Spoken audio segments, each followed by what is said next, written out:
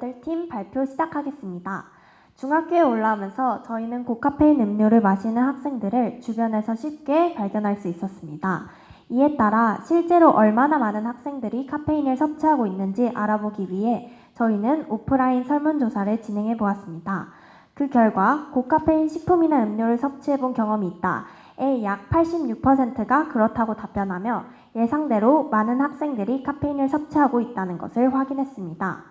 이렇게 학생들이 카페인을 섭취하는 이유는 무엇인지, 얼마나 자주 섭취하고 있는지 등을 알아보기 위해 먼저 저희는 사전 조사를 해보았습니다. 우선 어린이 및 청소년의 카페인 섭취 적정량은 몸무게 1kg당 2.5mg으로 계산합니다. 또 국가 통계 포털에서 진행한 카페인 설문조사 결과 4,600명의 중학생 중 약 56%가 거의 매일 고카페인 음료를 이용하고 있다는 결과가 나타났습니다. 이를 토대로 저희가 실시할 설문조사의 결과를 예측해보고 선행된 조사의 질문을 참고하여 어떠한 방향으로 연구를 이어나갈지 계획해보았습니다.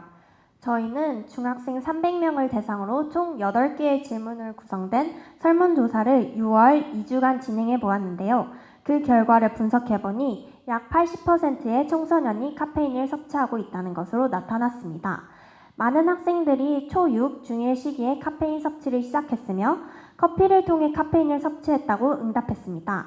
또한 그 이유로는 맛있어서 라는 답변이 45%로 가장 많은 것으로 나타났지만 학업과 관련된 이유도 큰 비중을 차지하고 있었습니다. 학생들 중 부작용을 경험한 학생은 약 33%로 드러났으며 불면증 26.4%, 두통 18.6% 순으로 소화불량, 심장과 관련된 불편함 등 다양한 부작용이 나타났습니다.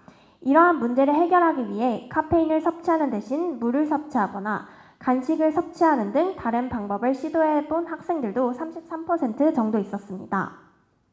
하지만 이렇게 카페인 섭취를 줄이려는 노력은 하면서도 약 95%의 청소년들은 정작 카페인 적정 섭취량을 알고 있지 못한 것으로 나타났습니다. 이렇듯 많은 학생들이 카페인을 섭취하고 있는데도 기본적인 적정량을 알지 못한다는 것에 저희는 문제점을 느껴 카페인 적정량 섭취 교육을 실시해보았습니다. 교육은 식품의약품안전처에서 제작한 짧은 영상을 학생들에게 보여주고 퀴즈를 푸는 방식으로 진행하였습니다. 이를 토대로 저희는 카페인 교육 대상자 92명을 대상으로 교육을 통해 얼마나 어떤 변화가 일어나는지 보기 위해 2차 설문조사를 진행하였습니다.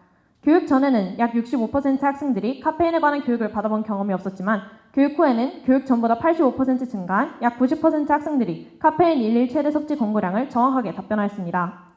또한 적정량을 지키며 카페인을 섭취할 방안을 물어보자 모든 학생들이 적절하게 답변을 하였습니다.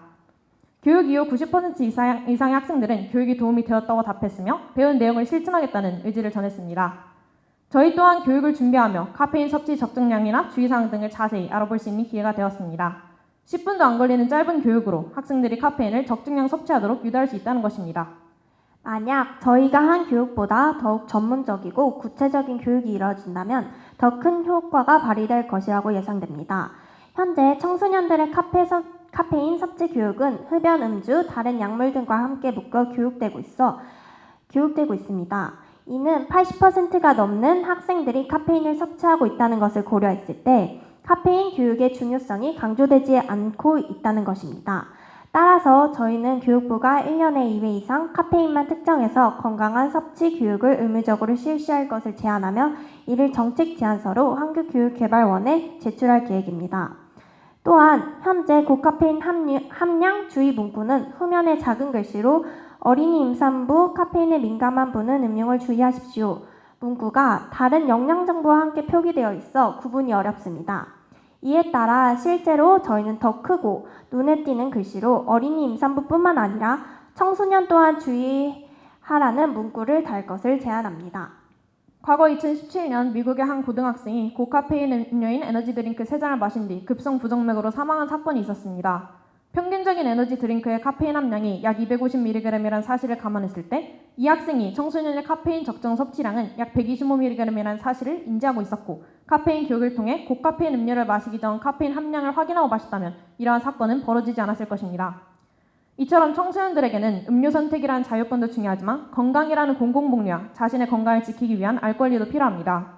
따라서 저희 팀은 불가피하게 카페인을 마시는 청소년들에게 무작정 카페인을 줄이라고 말하는 것이 아닌 적정 섭취량을 지키며 카페인을 건강하게 섭취하기를 권고하며 발표를 마치겠습니다. 감사합니다.